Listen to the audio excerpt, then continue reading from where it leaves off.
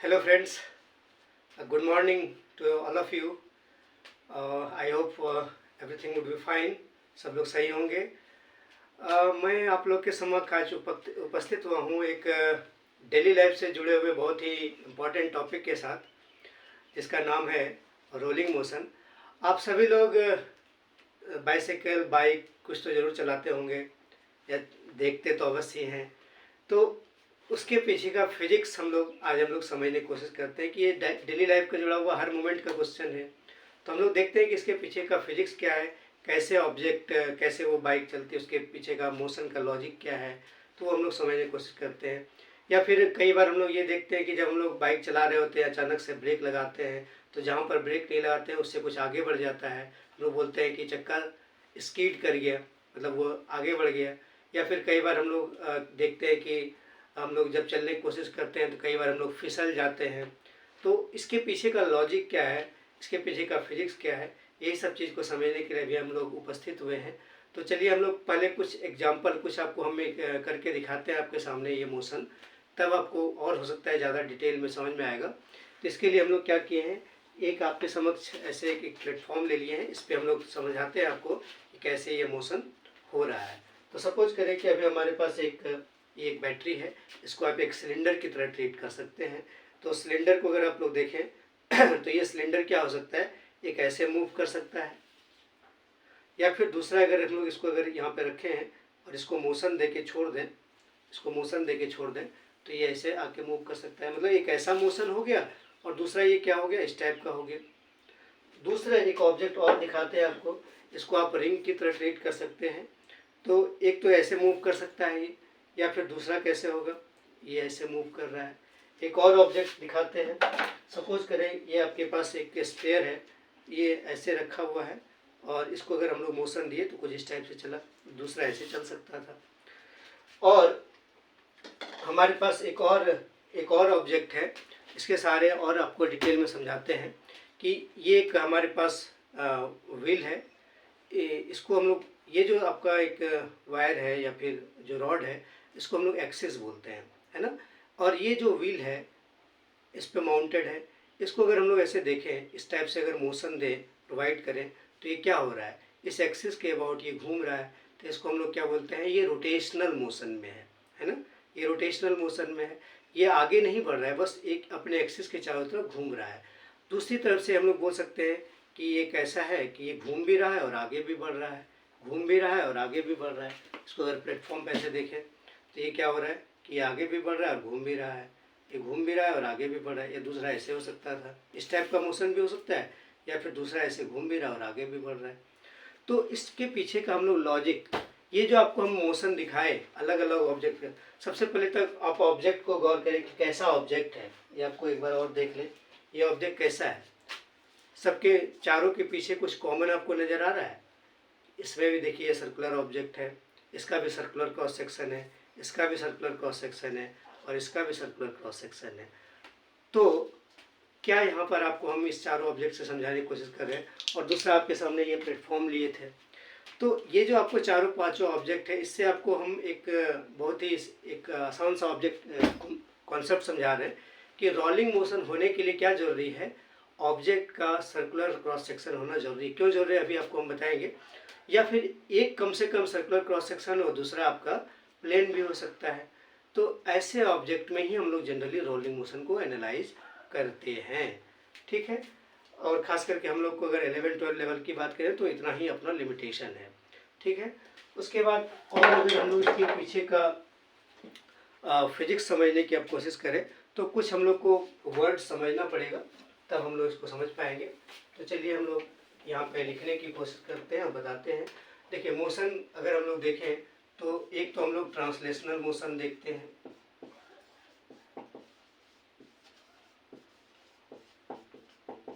दूसरा हम लोग देखते हैं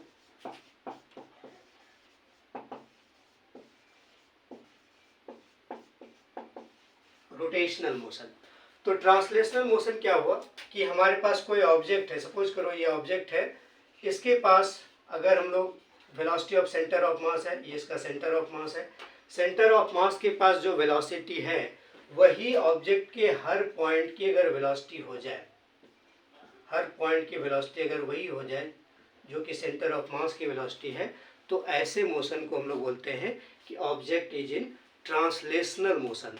ऑन द अदर हैंड, अगर हम लोग बात करें कि एक ऑब्जेक्ट है, अगर इसके पास रोटेशनल वेलोसिटी ओमेगा है और हर पॉइंट की रोटेशनल वेलोसिटी अगर ओमेगा हो जाए, हर पॉइंट की रोटेशनल वेलोसिटी अगर ओमेगा हो जाए, तो ऐसे ऑब्जेक्ट को हम लोग क्या बोलते हैं, ऐसे मोशन को क्या बोलते हैं कि ये रोटेशनल मोशन में है।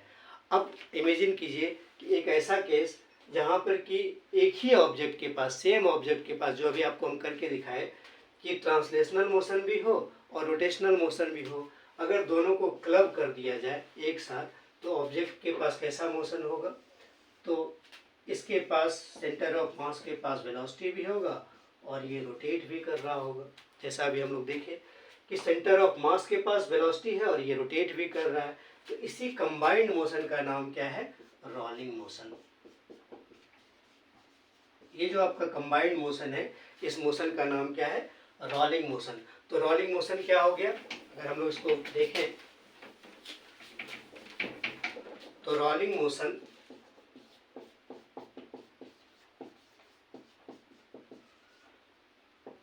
it is combination of translational and rotational motion. यहाँ पर हम लोग फर्दर ये बोल सकते हैं कि रोलिंग मोशन को हम लोग ऐसे भी एनालाइज कर सकते हैं। एक तो हो गया आपका pure rolling motion, pure rolling motion. दूसरा हम लोग बोल सकते हैं स्लिपिंग, और इसी का एक पार्ट है, इसको हम लोग बोलते हैं स्लाइडिंग मोशन। तो देखिए, pure rolling motion, slipping motion and sliding motion. अब हम लोग को इस तीनों वर्ड को समझने के लिए अगेन हम लोग एक फिगर बनाते हैं और समझने की कोशिश करते हैं। तो देखिए,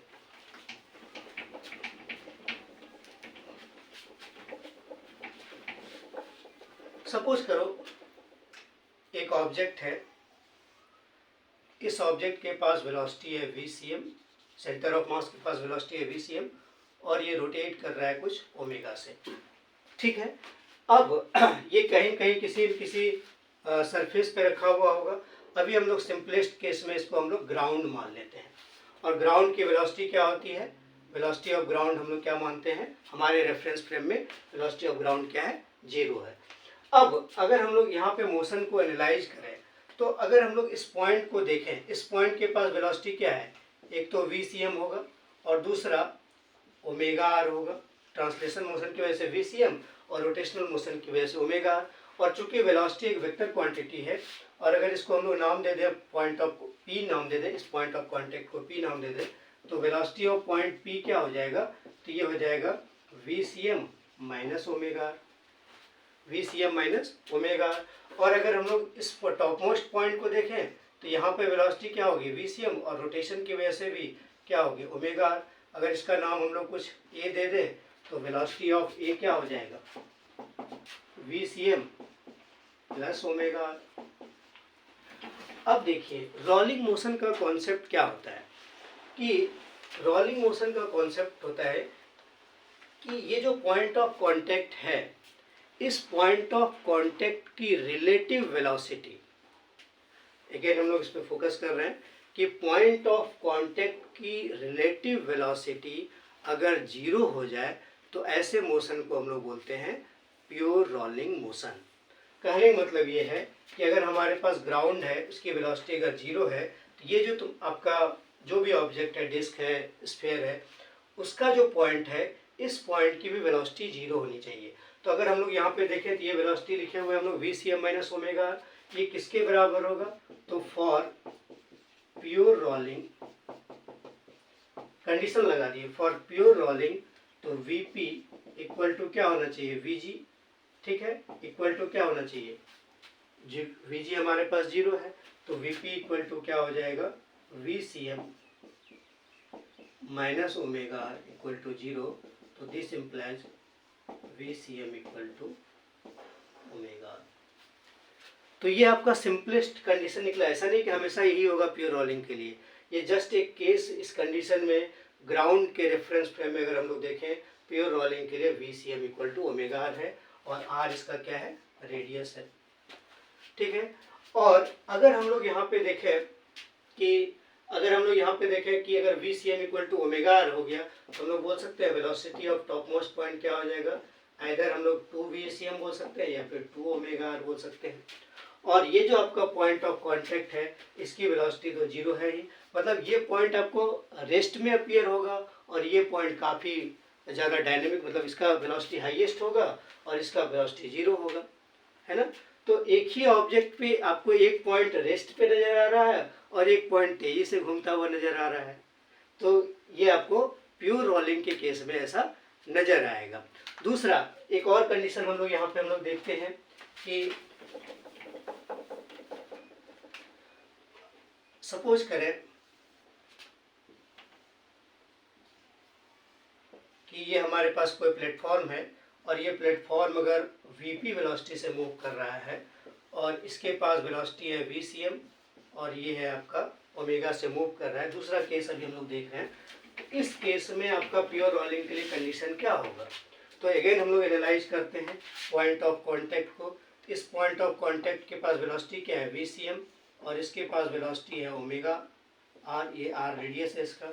तो वेलोसिटी ऑफ, यहाँ पे इसको हम लोग वी ओ बोल देते हैं, ये पी है आपका, तो VP इक्वल टू क्या हो गया, VCM माइनस ओमेगा आर हो गया। और यहाँ पर क्या है, ये जो आपका जो भी प्लैंक है उसके पास वेलोसिटी क्या है, तो velocity of plank equal to क्या है, V0 है। अब रिलेटिव वेलोसिटी जीरो होना चाहिए, क्योंकि रिलेटिव वेलोसिटी जीरो होगा तभी प्योर रोलिंग होगा, मतलब इस पॉइंट का जो वेलोसिटी है इसका भी वही होना चाहिए, तभी तो रिलेटिव वेलोसिटी जीरो होगा। तो यहाँ पर अगर इसका वेलोसिटी V0 है, इसका भी वेलोसिटी V0 होना पड़ेगा। इसका मतलब क्या है कि VP equal to V0 for pure rolling, यहाँ पे लिखना पड़ेगा for pure rolling VCM minus omega r. तो यहाँ पे आपका कंडीशन क्या आ गया, तो VCM minus omega r equal to V0। यहाँ पे जीरो नहीं हुआ, अलग अलग केस में ये अलग अलग हो जाएगा। तो VCM minus omega r equal to V0। और देखिए ऐसा यहाँ पर अगेन बोल सकते हैं कि इसका जो वेलोसिटी होगा उसका ही उतना ही वेलोसिटी इसके पास होगा, और फिर बाकी का वेलोसिटी उसी के अकॉर्डिंग एडजस्ट होगा, ठीक है। और अगर हम लोग जो पिछला केस देखें तो वैसा हम लोग ऑब्जर्व भी करते हैं। सपोज करें क्या, अगर आप बाइक चला रहे हैं या फिर अगर बाइसिकल चला रहे हैं, तो उसको आप ऑब्जर्व कीजिएगा, जो ऊपर वाले स्पोक्स होंगे जब चल रहा होगा बाइकिल, तो ऊपर वाले जो स्पोक्स होंगे वो आपको नज़र नहीं आएगा या हेजी नज़र आएगा, बट जो बॉटम वाला स्पोक्स होगा वो आपको इजीली नज़र आएगा। ऐसा इसलिए हो रहा है क्योंकि नीचे वाले के पास वेलोसिटी जीरो है या फिर मिनिमम है, ऊपर वाले के पास वेलोसिटी हाई है, जिसकी वजह से ऐसा होता है। अगर आप नहीं देखें तो आज जाके ये एनालाइज करके देख लीजिएगा। दूसरा एक और कॉन्सेप्ट आपको हम बताते हैं, उसका नाम है ICOR। ये बहुत ही आपको इम्पोर्टेंट कॉन्सेप्ट है जो कि आपको रोटेशनल मोशन को एनालाइज करने में काफ़ी हेल्प देगा। ICOR क्या होता है, ICOR एक पॉइंट होता है। जैसे देखिए अभी हम लोग रोलिंग मोशन में क्या देखें कि rolling motion is a combination of two motion, one is translational, दूसरा ही अनदर इज रोटेशनल मोशन। तो उस केस में आपको हमेशा दो मोशन एनालाइज, आपको कहीं भी अगर मान लिया एनर्जी लिखनी है तो आपको kinetic energy of rotation, kinetic energy of translation, मतलब बहुत सारा चीज़ में डबल चीज़ एनालाइज करना पड़ता है। तो ये एक ऐसा कॉन्सेप्ट है जो कि पूरा रोलिंग मोशन को, पूरा जो आपका प्योर रोलिंग मोशन है उसको इस पॉइंट के अबाउट आप क्या देख सकते हैं कि वो प्योर रोटेशनल मोशन है। तो कहने मतलब कि डबल मोशन को सिंगल मोशन में कन्वर्ट कर दिया, तो इसलिए ये वाला कॉन्सेप्ट काफ़ी इंपॉर्टेंट हो जाता है। तो ICOR को अगर हम लोग डिफाइन करें क्या है, ICOR is a point, ICOR क्या है, पॉइंट है about which entire motion of the object is seems to be rotational motion. It is a point instantaneous center of rotation, ये इसका पूरा नाम हुआ। एक्सिस ऑफ रोटेशन में कई बार लोग यूज करते हैं। तो ये क्या है, it is a point it is a point about which the rolling motion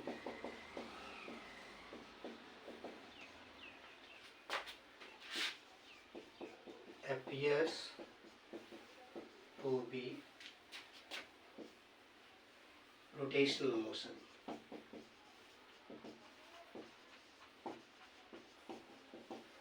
rotational motion. अब दिक्कत यह है कि आप कैसे बताएंगे कि किसी भी ऑब्जेक्ट का ICUR कहाँ है। तो बहुत ही आसान है। देखिए, अगर आप किसी भी ऑब्जेक्ट के प्योर रोटेशनल मोशन को देखेंगे तो किसी भी पॉइंट की वेलोसिटी क्या होगी, तो किसी भी पॉइंट की वेलोसिटी होगी ओमेगा इंटू उसका जो रेडियस वेक्टर होगा वो होगा। कहने का मतलब कि जो रेडियस वेक्टर, जो उसकी वेलोसिटी होगी वो रेडियस वेक्टर के परपेंडिकुलर होगी।